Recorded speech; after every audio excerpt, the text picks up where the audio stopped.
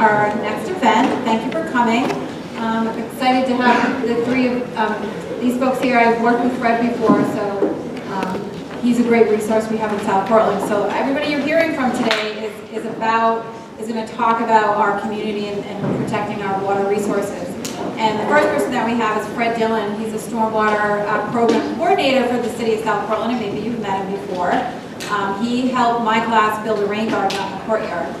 And next we have Justin Gove, and he is a civil engineer with the Water Resource Protection in South Portland. Great.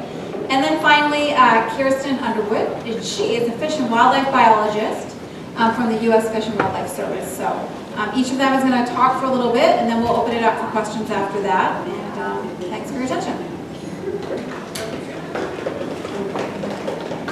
All right, so as Tanya said, my name is Fred Dillon. I'm the City Stormwater Program Coordinator. And some of the stuff that I'll talk about, I hope that you have probably encountered in some of the work that you've done here at South Portland High. And it will be a good lead-in for, I think, both of the other, for Justin and Kirsten and the things that they're going to discuss.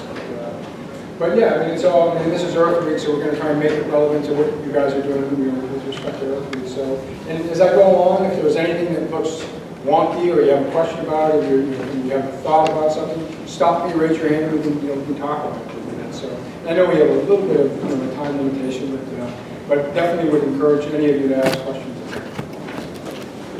So again, the watershed concept, you guys are pretty familiar with this. This is probably a pretty fundamental idea, but it really is relevant to what we'll all be talking about.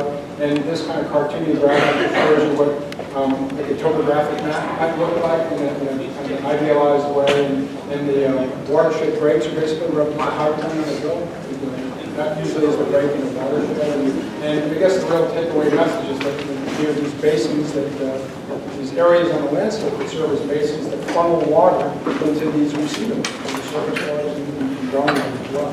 And if you look at that from the perspective of South Portland, those colored polygons are watersheds within the city for streams that don't meet water quality standards. And what that means is looking at the dissolved oxygen content of the stream, so you can kind of faintly make out the blue lines that are in each of those colored polygons. Those are streams that have been impacted by the surrounding development. We'll talk more about that in a couple of minutes. But dissolved oxygen, macromolecular content, heavy metal concentrations, all these things that can be toxic to the things that live in these surface.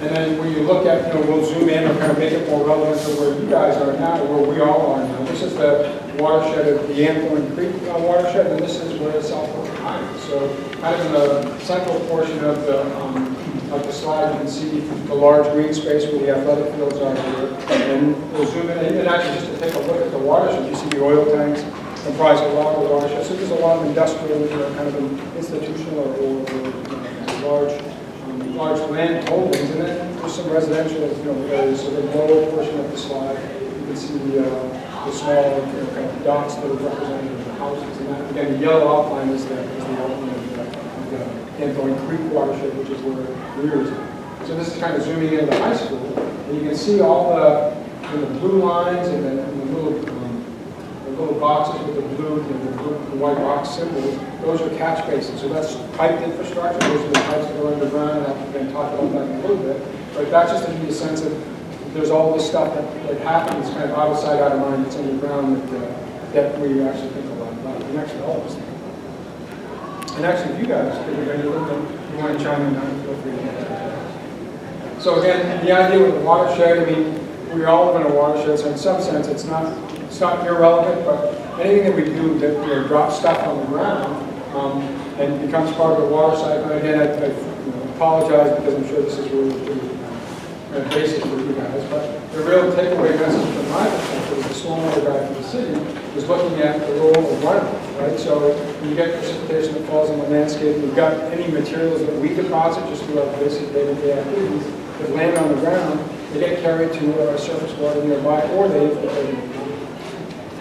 And what that is, so that what stormwater is, it's pretty obvious it's in the name of the thing itself, but from the perspective of what we're here today for, you can see this, the poster on the right And that's kind of typical residential house lot. And this is to say that house lots or kind of residential development is bad, but it gives you a sense of the kinds of things that we can do in our daily activities that become stormwater pollution. So if I park my car in the driveway, and that's an impervious surface that I'll talk about in another minute, and I've got an oil leak or some of the things from my car getting on the pavement, it rains, it'll get pushed into this catchment system. So there's a gridded drain there that goes in an underground pipe, and in almost all cases gets discharged to a nearby surface water without any removal of those pollutants at all. So whatever's on the ground goes directly to that surface. So the oil from the car, the fertilizer, the overflow of the lawn, the dog food that I leave in the lawn, all that stuff gets washed in. I don't know if any of you saw, I think it was a news piece last week or within the past couple of weeks where the city parks department planted flags at Hinkley Park for all the dog poops that were there. And I mean, it generally got some pretty good response, but there were some people that were critical of it. But the idea was that we ran out of flags. We put 300 flags out where people let their dogs just go off and poop in the woods, and most folks don't think that that matters, but it actually does.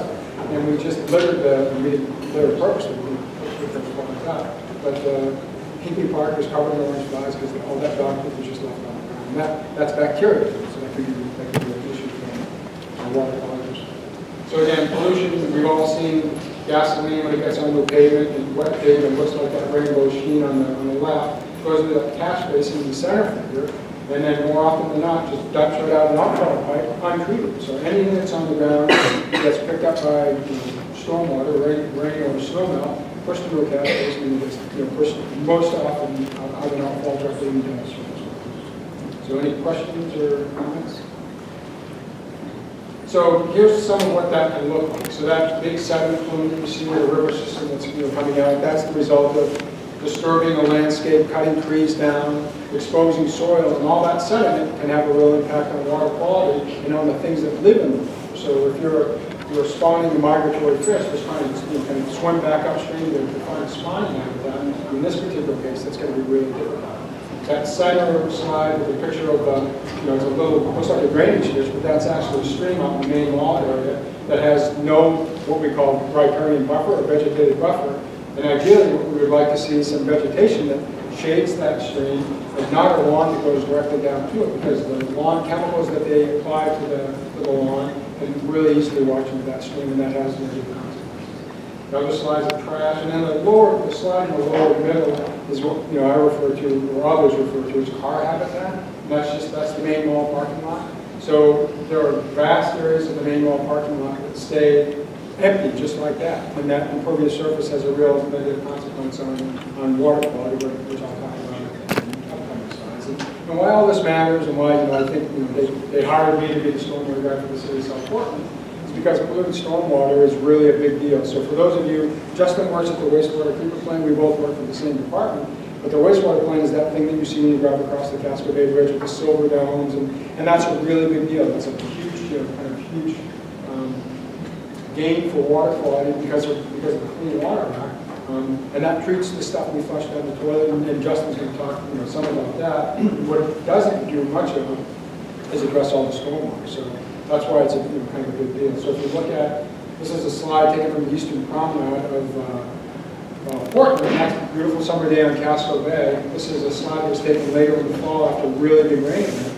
And you can see that big sediment plume. So that's a big stormwater plume that's pushed out the Fall River on one side and the Resumption River on the other. And all that is a result of what we do on the landscape. Some of this can happen naturally as well.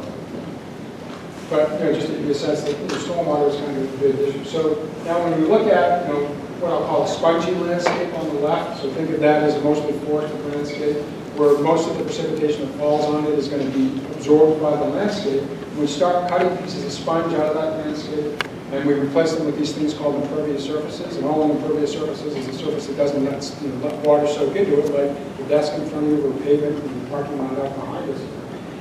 That really changes the hydrologic or the runoff characteristics of the landscape. So there's this kind of, and I won't spend a lot of time on this slide, but all I really want to show is that the x-axis is the extent of imperviousness, the extent of coverage. As you get further out on the x-axis, the more you have severe or adverse impacts on the things that live in the water. And that is exemplified by, this is Gorham Road in the main mall. That red line represents Gorham Road, so I'm going to superimpose on it a more cartoony kind of look for it. And so this is Gorham Road on 1940, when there was very, very little development there. And what the green surface, so the green color represents is a pervious surface, a spongier landscape. And I think there was farmland there as well, so that's not entirely forested landscape. But then the only thing that ran through the watershed at that point was Gorham Road back in 1940. And I just pulled this from an aerial photo and made a cartoony graphic of it so you can see what the change looks like in the next 64 years. So all those pink shapes are what we've done with the main mall. So all that sponge has been cut out of the landscape, and all those little blue squiggly lines, those are the streams that are in the main mall area that are profoundly affected by all that development. So that's a big deal from the water quality and aquatic habitat. And again, Kirsten and both of these guys have talked some about this. And again, another slide of kind of large scale commercial development, the catch basin in the center, all that water gets flushed into it during a heavy rain event. And then the lower left-hand slide is a stream that's just been severely eroded by all that sudden flow that gets pushed through the stream on a really big rain event. And the guy on the bottom right, it's like, if you live in the stream and you're an organism that's trying to survive, it's kind of like drinking from a fire. You get blown right out of the Casco Bay, basically. So here's a spongy landscape. And this is all kind of Photoshop, but it's kind of a cool kind of illustration that I'm talking about. Most of the precipitation that falls on it gets sucked up by that landscape. And let's put in a road, and let's start building house lots, and kind of as we progress, and this is any typical subdivision that we have all over the place. And you can see that we start cutting pieces of sponge out, and now all that landscape, which seems kind of relatively benign if you don't give it a lot of thought, is not so benign because that earlier slide we have petroleum products, fertilizers, dog food, and so on and so forth. All these things that we do in landscape can have a real effect. And if there's a stream that runs behind it, and there's a stormwater system that's associated with that new development, and there's no way to attenuate or stop those pollutants, then you have the effect of that kind of urban stream syndrome. Does that kind of make sense to folks? So I won't spend a lot of time on the hydrograph, but this is just to kind of give you a sense of the peak, the high, the red graph represents the developed, kind of developed landscape that I just showed after we carved all those pieces of sponge out. The green, kind of curve on the graph represents the spongy landscape. And you can see just the area under that curve is so much greater and so much more intense with the development, the kind of post-development things, that it really makes a difference for those things that we understand. Again, you guys are probably talking some about this. So this is kind of getting more into Justin's territory, and Kirsten will talk a little bit about it as well. But just to give you a sense of the underground piping that we all deal with. So there's a lot going on in this graphic, but I'm just a small sliver of that. So the stormwater, you can see there's a single stormwater outfall on the far left-hand side of the graphic. The rest of the stuff is really great work that Justin has been doing with kind of trying to eliminate combined sewer overflows, and I'm going to let him talk a little more about that. But the combined sewers are where there's these catch basins in the street that also drain and discharge into sewer, which it's the same kind of pipes that take the stuff that we flush down the toilet down the drains. And they go to the wastewater treatment plant at the East End Beach. The Casco Bay Bridge, and they're treated there. And then there's also just straight up sewer pipes that aren't combined. So those are the three kinds of systems that we do. And then if you got rain, big rain event on the landscape, it sometimes will hydraulically overload these pipes, and you can see that combined sewer overflow down in the lower central portion of the slide, where it's a little brown plume that comes out. And what that means is that's poopy water, basically. So that's the loop sewage that's pushed out into the bay. And again, thanks to the work that Justin and the folks at the plant have been doing, the wastewater plant have been doing, we've eliminated a lot of these things over the past 40 years. And so straight up stormwater outfalls, these aren't sewage, they shouldn't have sewage in them. There's a lot of these out there, and again, that's all the untreated pollutants that I'm talking about. When you look at a map of that, and again, there's the urban impaired streams that I was talking about, we've got about 260 of these things in the city, and those are potential sources of pollution based on everything we've done. And this is the combined sewer graphic. I think I'll let Justin kind of cover that when he talks about it. And then these are the combined sewer, and I think this is a dated map, but this is a map of not stormwater outfalls, but combined sewer outfalls potentially, and these are all potential points where sewage could get into the Fall River, Casco Bay, and all the surrounding, kind of water bodies in the Great Portland area. So that's around Back Cove in Portland, and I live in Portland. And I will, just a quick aside, I've been around long enough so that before the wastewater treatment plant was built, I used to be a kid and I'd go fishing at the Maine State Pier, and we'd fish for pollock and for trout, and Justin will kind of maybe give me a dirty look if I say this, but we used to fish for these, we didn't fish for them, we would see these things that we called harbor trout, and what the harbor trout were there wasn't any wastewater treatment plant, there were straight sewer pipes that went right into the Fall River, and they were human feces. So there were floating turds that you could see in the water. It sounds wicked gross, and it is wicked gross, but thanks to the treatment plant, those things aren't there anymore. So these, the work that we all do here is really pretty important. So, and this is just to give you a sense of where we're at now with respect to water quality. So what these graphs represent, the red parts of the pie graphs are really bad water quality. The yellows are so-so, the greens are really good. And in the Northeast, I think that's a little bit misleading because we're focused on Maine. Maine actually has among the best water quality as a state in the nation. Second only maybe to Alaska, except in these urban areas where we all live. The Great Portland area, we definitely have some water quality factors. And these are all those little squiggly lines are streams that are identified as not meeting water quality standards, mostly due to the effects of urbanization. And this is some sampling data that was taken by the friends at Casco Bay, and they're over on the SMCC campus. And again, red dots mean bad water quality, yellow dots mean so-so water quality, green dots mean better water quality. And not surprisingly, when you're in the more urbanized areas, you see the reds and the yellows. And there are some up further in the bay as well. And I think I'll spend a lot of time on this. So the city has a stormwater program, and that's what I'm here to do for the city. And there are these things called MS4, these municipal separate storm sewer system, which is the stormwater pipe that conveys the stormwater. And these minimum control measures, and there's a whole bunch of activities that we have to do, the city has to do as a result. And one of the things under minimum control measure 1 is for me from here and talk so that you will hopefully help you get a sense of why what we do is important and we do it. And here's a quick map of Maine. The dark shaded blue areas are the areas of the state that are subject to these regulations, and not coincidentally, they're located in the urbanized areas of the state. And so here's back to Anthony Creek again, and that pinkish shading shows the impervious cover that I was talking about, how imperviousness doesn't allow water to soak in. And Anthony Creek's about 32% imperviousness. And one of the things I should have pointed out about that slide is that we're going to walk over and just talk really loudly. So this 10% mark here is the real break point. So when you start developing on 10% of the watershed you cover from imperviousness, you actually start to see, even though that seems like a really small amount, you start to see a degradation in water quality and the impacts on the things that live in the stream.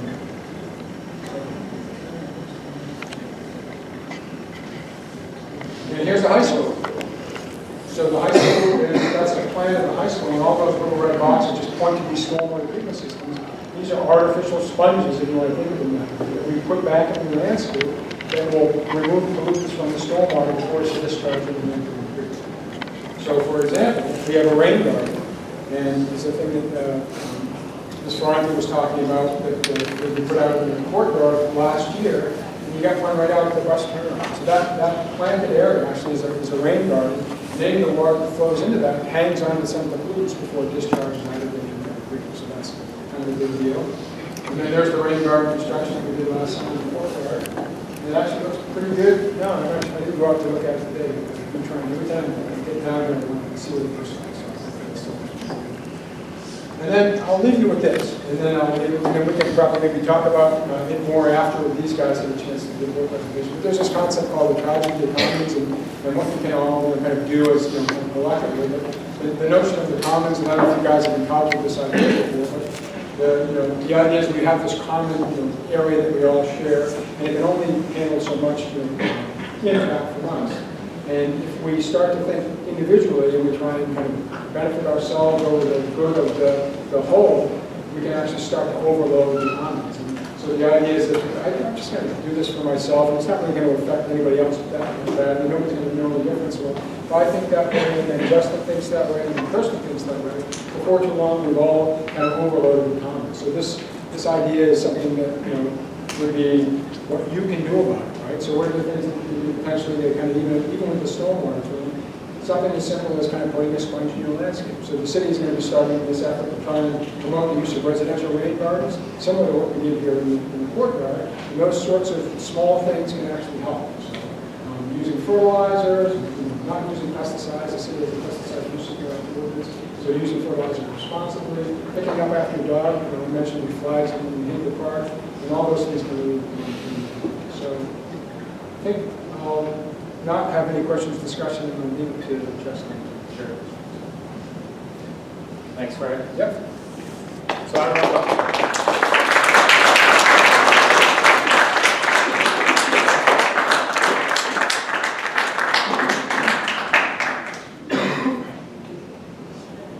So I'm Justin Dillon. I'm the civil engineer for the city. I work for Water Resource Protection. I also work a little bit for Public Works. So what does that mean? All it means I have a lot of work related to the sewer pipes, the stormwater pipes, the roads, and all of our infrastructure. I think my real takeaway from Fred's talk is that there are consequences to the developed environment. As we build out, we change the environment, we have impacts on it. We've been trying to mitigate those impacts and those consequences for quite some time, and that's a little bit of what I wanted to talk about. I'm going to use Willard Beach as a little bit of a case study because I figure most of us are familiar with it. Everybody here familiar with Willard Beach? No? Nobody here is familiar with Willard Beach. All right, a few. You guys swam in Willard Beach? You swam there? I have. The city of South Portland was incorporated in 1898. It means we became a city in 1898. This photo here, that's Deek Street. That's looking right towards Willard Beach. That's 1906. You'll see there's really not a whole lot of infrastructure there. There were a few houses. There were some dirt roads. There was actually a hotel and a casino down there. There was no sewer system. There was no stormwater drainage system. There was no wastewater treatment plant. And at this point in time, the Portland Water District hadn't brought drinking water to public drinking water to South Portland. We didn't have public drinking water in South Portland for another 15 years or so after that. So at that time, folks dealt with their sewage with cesspools and septic tanks. They had tile drains, which basically meant that it leached into the groundwater.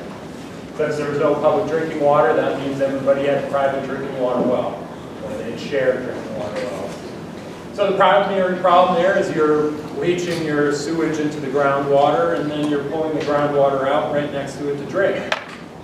So you have a lot of opportunity there for fecal-borne pathogens, which is not particularly sanitary.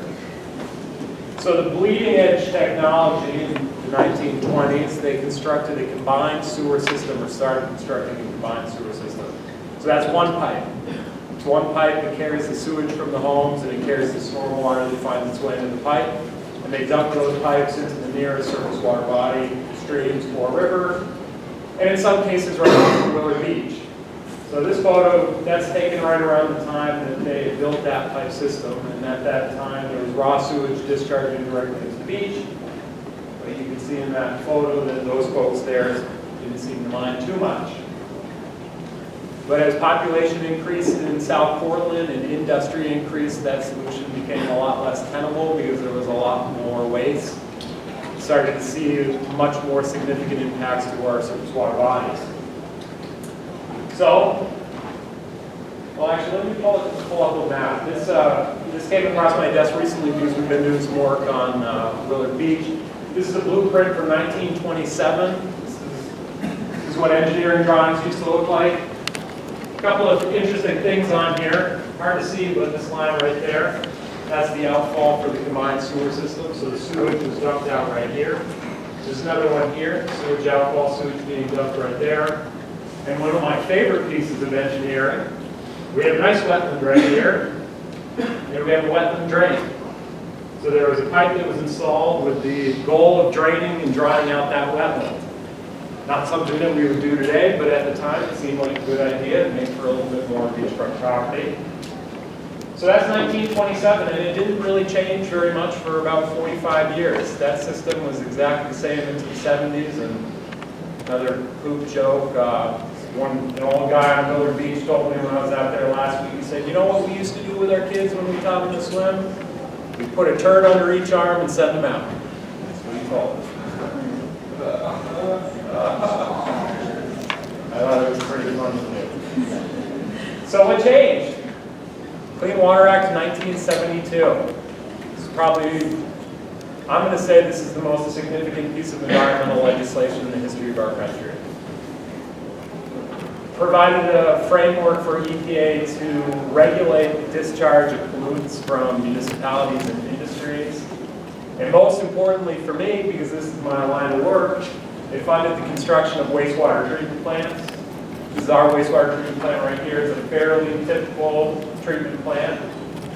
We do primary treatment down in the corner here. Really all that is screening. We remove some of the solids in the grit. Then you have secondary biological treatment. Are any of you familiar with this? Have any of you taken a tour of the treatment plant? You're all welcome, anytime. You can come and visit me. Secondary biological treatment, essentially what this is you take the wastewater and you give it some time in those tanks, and we aerate those tanks heavily so it's an aerobic environment, which encourages aerobic bacteria and other microorganisms to break down all the organic carbon in the wastewater, which is the primary contaminant and concern for us, is all of that organic carbon. It goes through secondary clarification. These are basically big, slow settling tanks. The water moves through really slowly and gives it a chance for any remaining solids to settle out. And then you have effluent disinfection. A recent addition to the plan, we'll get into this a little bit more, is our stormwater overflow treatment. You guys all know where this is, right? You drive by it every time you go over the bridge. Oh, for Fred's sake, also, this last bullet. The Clean Water Act recognized the need for planning to address non-point source pollution.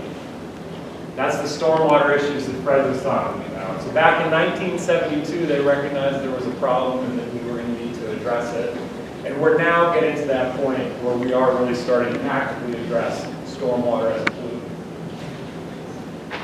So here's another, back to Willard Beach. This is a plan from 1975. And what this is the wastewater pumping station on the beach. It's a brick building, you may have noticed it, maybe not. But all of those combined sewer pipes that originally discharged into it right off the beach now are directing the flow to this pump station, and this pump station is pumping that flow to the wastewater treatment plant. But the most important thing on here is this line right there. That's a 30-inch pipe, and it's a combined sewer overflow. So anytime it rained and the flows increased in those pipes and were more than the pump station could handle, it would just go into this 30-inch pipe and then right back to the old outfall and discharge off the beach. So that's a combined sewer overflow. This is a simple graphic of what that looks like. You have one pipe that's conveying stormwater and sewage. You get a storm, there's a lot of flow in that pipe, and it goes over some form of weir, or maybe it's an orifice controlled, or a dam. But the water builds up in that pipe, it reaches a certain level, and then it discharges right into the surface water. That's a combined sewer overflow. So we've been actively trying to reduce those combined sewer overflows since about the mid-80s. There's a few things we can do to make that go away. We can reduce the flow in the pipe by disconnecting roof leaders, foundation drains. People have been installing lower flow fixtures in their homes, so that reduces the flow in the pipe. We can replace old leaking pipes, that reduces flow. We can increase capacity in the system. Maybe that's increasing the size of the pump station so the pump station can pump more. Maybe it means we need a bigger pipe. And it also means at one point in time we needed to expand the wastewater treatment plant so it would receive more flow.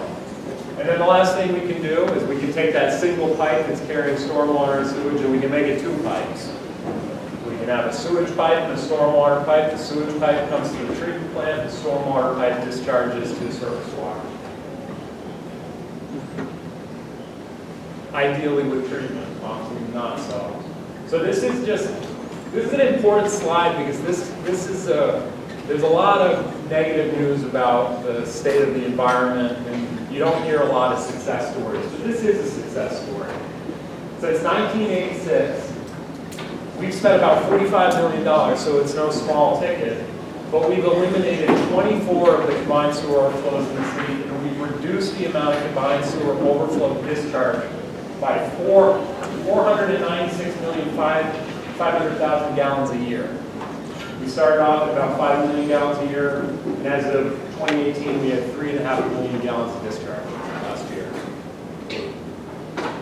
This is just a graphical representation of that. This is over the last 11 years, and that's the period of time where we had some very accurate flow monitoring of those structures. You can see it does still bounce up and down. That's because we have dry years and we have wet years. But there's a linear regression on that. You all know what a linear regression is, right? Okay. The linear regression here shows that the average amount of discharge is declining, and it's declining pretty steadily. It's declining significantly. Breaking it out a little bit more into specific sewer sheds and specific pump stations and specific CSOs. This is just to kind of correlate some of those decreases in flow with some of our large projects that we've done. Here, our Long Creek CSO. In 2011, we built a brand new pump station with new pumps and a significant increase to our capacity. And since doing that, we've had next to no CSO discharge. It says none, but they're small ones. So on the east side of the city, we had the West High CSO and the Front Street CSO. Those are actually correlated to our pump stations. Just this year, we closed the West High CSO. A couple of more projects that we've done over the years to upgrade some of our sewer trunk lines, to separate some of the pipes. Over on the west side of the city, the Thornton Heights multi-year separation project was a really big piece of work. Nightville had a large separation project. And again, you can see that while it's still bouncing up and down, by and large, it's trending down. 2018, this project, do any of you come by Broadway and Elm Street? Seen a lot of construction out there last year and this year, just started back up. That's a big separation project that Water Resource Protection is in the process of completing. It's about $4.5 million worth of work. Here's kind of a close-up of the area that's included in that project and give you an idea of the scope of work.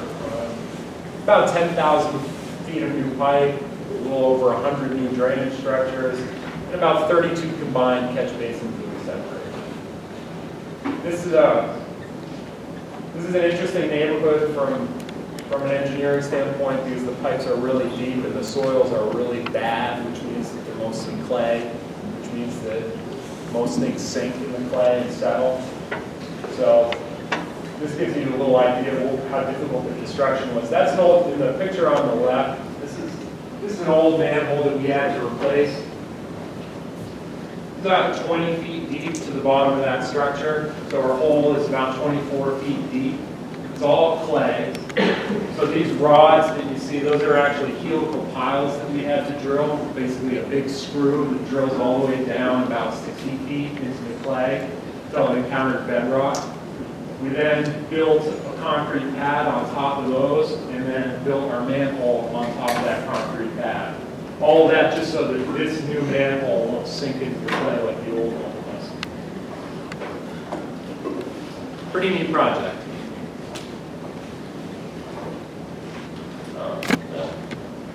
This is supposed to be animated, but I just kind of screwed it up. So this is Willard Beach today. This is from our GIS system to give you an idea of what the infrastructure looks like out there. These green lines, those are all our separated sewer lines. That's just sewage. The blue lines are separated stormwater pipes, so that's theoretically just stormwater in there. So this is a real improvement to, well, I'd say it's an improvement from 1906 when people had contaminated drinking water from their sewage. It's an improvement from the 1920s when this was a raw sewage pipe discharging, and this was a raw sewage pipe discharging onto the beach. Right now, the sewage comes to our pump station here, sent to the treatment plant where it's treated, and storm water, which is separated from the sewage, is discharged out to the beach. So that's great, right? Still some challenges out here, though. So like Fred was talking about with that storm water from these parking lots and all the roads and that impervious, when now it's connected to the combined sewer system, a lot of that was sent to the treatment plant and received treatment before it's discharged. Now, there's no treatment here, there's zero stormwater treatment, and it's discharged into the bay without any treatment. So we have a challenge here. We've got water quality impacts associated with that untreated stormwater. There's a lot that we can do about it, and we're working on it, but it's a lot of money and it's a lot of time to get it done. Some of the other challenges that we have here. It's a little hard to see, but this is a catch basin. These are catch basins. Those are still connected to the sewer pipe. So when it rains, stormwater is still getting into this pipe. The flows are not so high that the pump station can't keep up with it. They can, because you can see that 30-inch CSO, it's not there anymore. The pump station can handle all that. But remember in that picture of the treatment plant where we had the 3 tanks for the stormwater treatment at the plant, the CSO at the plant? We still have CSO events from the plant. And part of the reason is because we still have these combined structures that are sending stormwater into the system. So we still have separation work to do out here so that we can eliminate those CSOs at the treatment plant. And there's another really big challenge, and I honestly don't know what the solution is going to be to it. Maybe you guys can help us come up with a solution. Here's our pump station. It's dune grass right up to the face of the building. This pump station is only a few feet above the high water line, high tide line. I'm sure you guys have heard that sea levels are rising. They're likely to continue to rise. What happens when this pump station is underwater at high tide? That doesn't work. Got to do something about that. Still need to collect sewage from all these homes down here, though.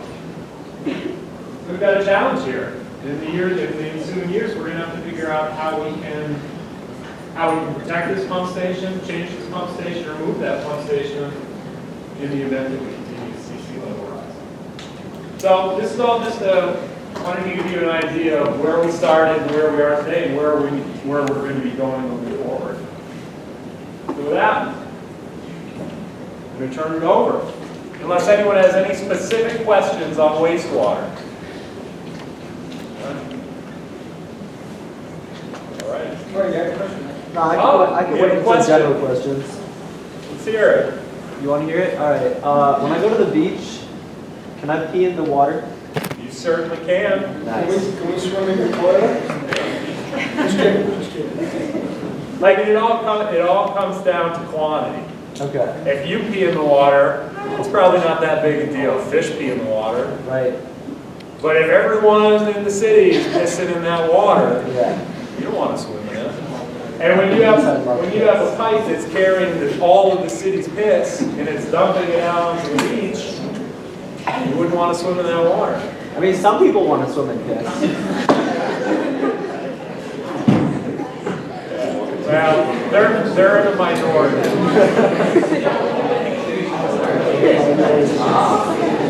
We got one more question. You guys like that for discussion? Where the water is splitting between separate, like one lighter and one darker color, which was the the picture you guys showed earlier where it was like looking over the ocean and part of it was lighter than that. So that was primarily sediment. So dirt that's getting into stormwater, discharging into the bay and creating a sediment plume. So that's still a contaminant and concern. It still carries with it nutrients, which are an issue. And it makes it difficult for a whole bunch of wildlife. But it wasn't a wastewater flow. All right, well thanks guys, appreciate you guys.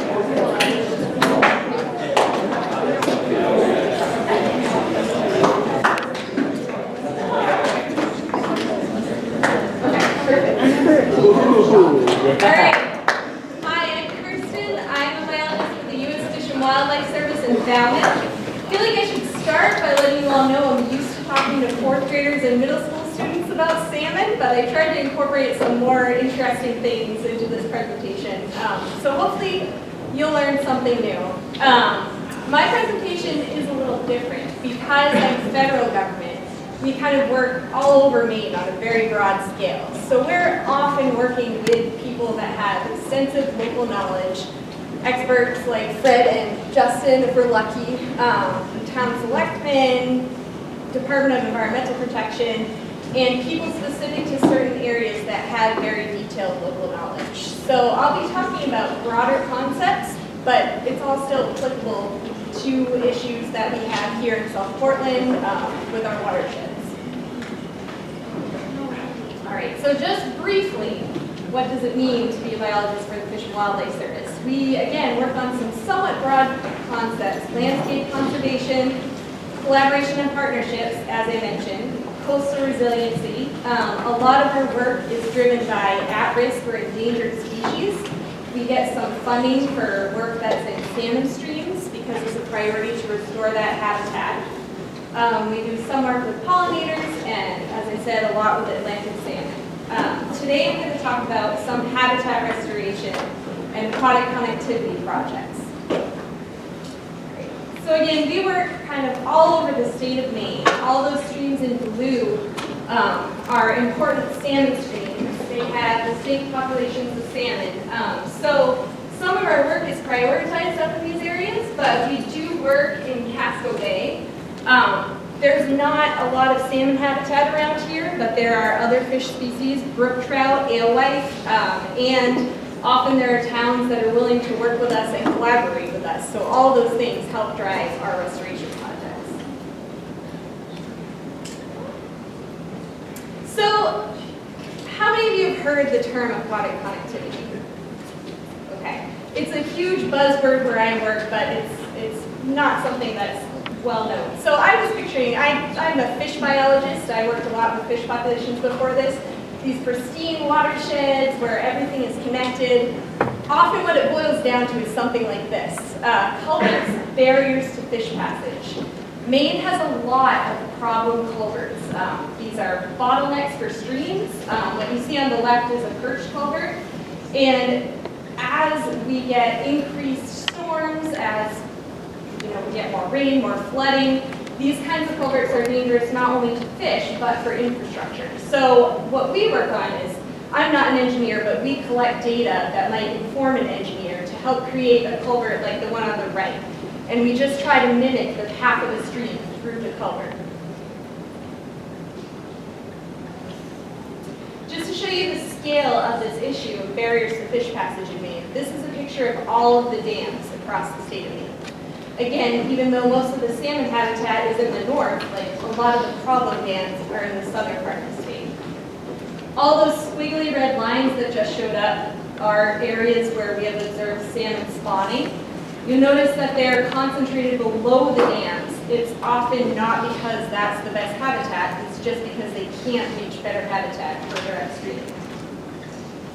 Zoom in down the South Portland area. Now all these dots are problem culverts. So all the red dots are areas where aquatic connectivity is very poor, culverts are undersized, and it's a significant barrier to fish passage. All the orange dots represent like a somewhat medium hazard to fish. And the green dots are areas where fish can pass through a culvert. So this is a really big issue all across the state.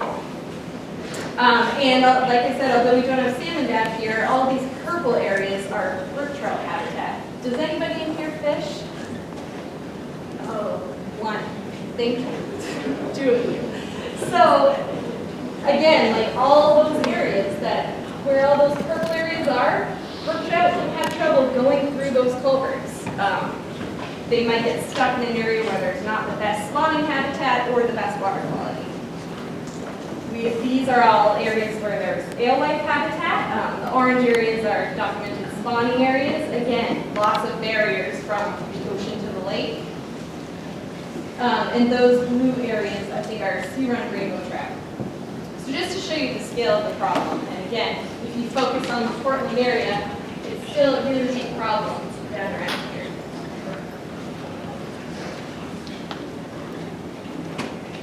And this is very specifically zoomed into, the high school is on this map, again, just to show you all of those various fish passage in the brook trout habitat areas.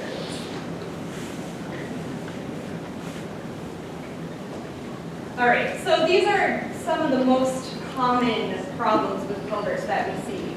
If a culvert is perched, clearly it's above the flow of the water.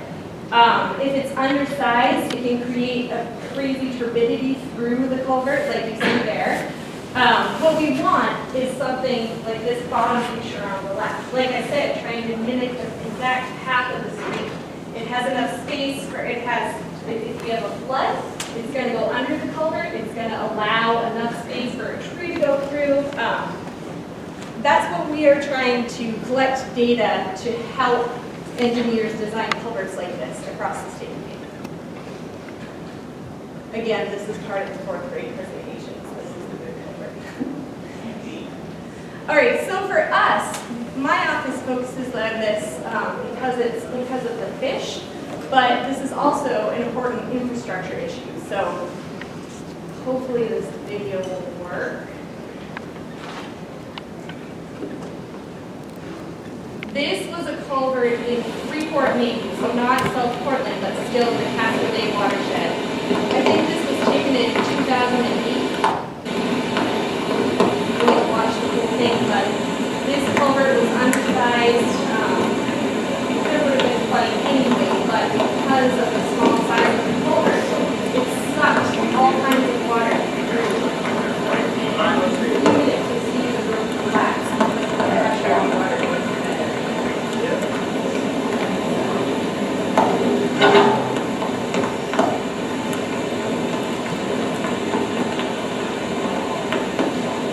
So what Justin was talking about is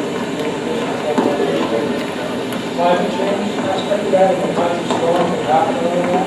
These kinds of things are going to happen more and more frequently than predicted back, and they're already happening. Yeah, just with more frequency in the future.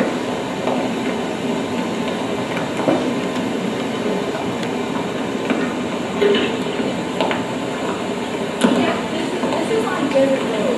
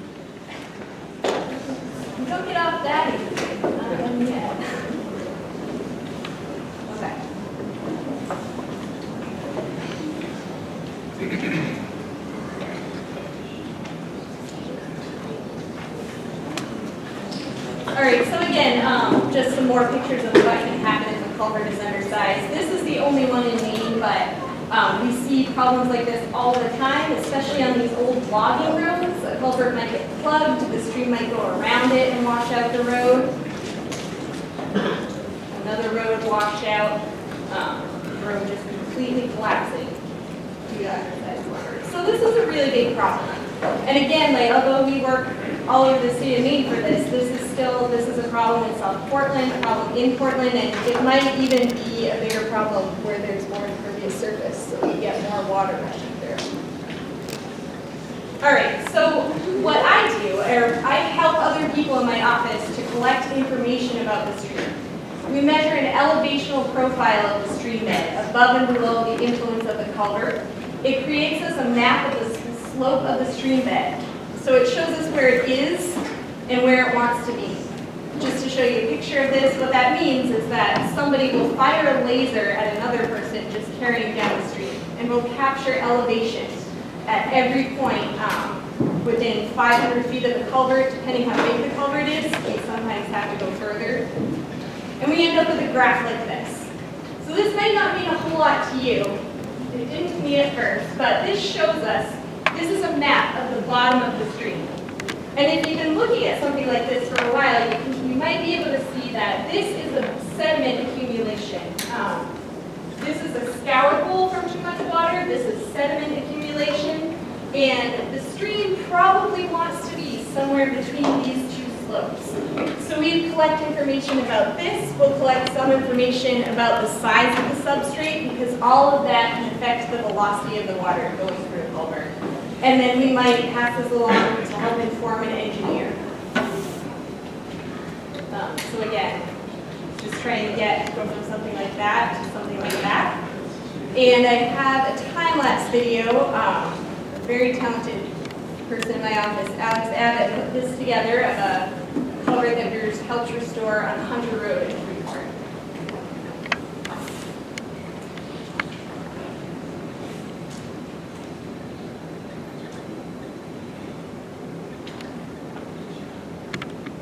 So this is challenging because the substrate was like, it was clay, it was silt, and we had to do a lot of work to stabilize the cement arch.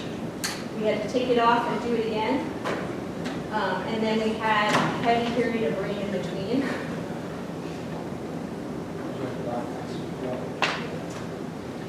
Yep, so we'll block off flow. We got all the fish out of there, we transported a bunch of brook trout downstream. So this is where it was at the end of last summer, and somebody just went by and looked at it yesterday. This culvert had been in obstruction for so long that this stream kind of turned into a wetland, but it's very, very slowly starting to carve a channel. And then another one of our goals is not just to allow fish to go through these passages, but also for raccoons, like turtles, anything that would otherwise have to go up and over the road. So I don't know what kind of footprints those are, but something is using it and walking along the banks that we put inside of the culvert.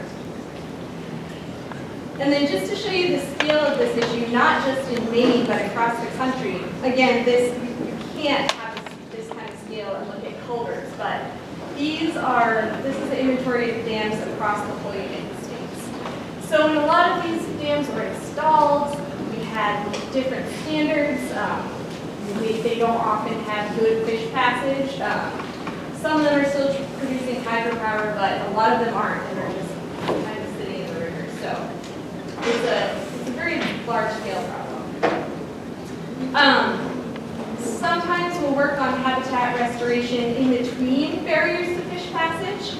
We haven't done too much of this in South Portland, but we've done this in salmon streams. So brook trout and salmon both like having wood in the rivers because it stops, it gives them a place to kind of to eat, to hide from predators, and during high water for them to go and hang out. So again, sometimes you just can't take out a barrier, so we'll enhance that habitat in between. And we spent a lot of time last year putting wood into rivers. I should say, actually, just a quick aside, and Chris, you probably didn't know this, but Long Creek, the main stand has got to do a lot of instrument. wood installation, gravel pile installation. That's awesome. Then, you know, That's great, yeah. Yep, and there's a lot of skepticism about whether or not they hold through the winter, so we went out and tracked where we put debris into the sheet spot over the winter. And we only lost one structure due to the ice flows. And this is just a picture, this isn't a stream out west. This is more practiced out there, but this is how adding wood to a stream can really restore it. I mean, this was just the same spot 8 years later after somebody's cattle were fenced off and after wood was put into the stream. It created excellent fish habitat. And then one last thing I wanted to mention is stream temperature monitoring that we work on kind of all across the state. So we have a whole network of temperature sensors deployed in all these dots. We work with, I think, 30 other agencies, and you can go online and look at this temperature data. So because there are so many barriers in the state of Maine, we have a hard time prioritizing which places we should work. Any kind of data like this, water temperature by itself doesn't mean as much as water quality, but it helps us focus on colder streams that might be more resilient to climate change. There are a lot of cold water species of fish. Brook trout is one of them that they don't do well in streams that are above 20 degrees Celsius. So we might look at this map, we might see streams that are just getting warmer and warmer and prioritize our efforts elsewhere for restoration. So anybody can go online. This is all public information. You can go online and look at our temperature loggers and see a time series graph based on that shows you what the temperatures are. That's important for migration for some fish, for alewife. We have one out at Highland Lake. So we've been monitoring this since 2014. So we have 5 years of data where we can look and see when temperatures reached 50 degrees Fahrenheit, because that's when alewife start to migrate. So temperature is important also for migration. Another cool thing about this is you can go online. All of our data feeds into a temperature model that predicts what the temperature of the stream will be where we don't have temperature sensors. I might not be able to move this. So I think rather than waiting, I'll just show you a couple of screenshots. But this is broken down to all of the drainage basins all over Maine. And based on some 250 temperature sensors we have deployed across the state, the model generates predictions for all of these watersheds. So it's very helpful that we can work in watersheds even where we're not monitoring. And then here's just a screenshot of the model output for South Portland. I mean, summer temperatures here were very cold. And again, we don't have information about the water quality here, but if it was at a certain standard, this would be a great cold water stream for brook trout. And you can also generate histograms that show you the probability that brook trout will occupy a certain catchment. So in this area, this was for a catchment in South Portland. There's a 79% probability that there are brook trout in it. So it's a very cool tool if we're trying to prioritize our work based on the species. And again, that's a big state and a lot of barriers, so this is one of the factors that helps us figure out where we're going to work. That's it.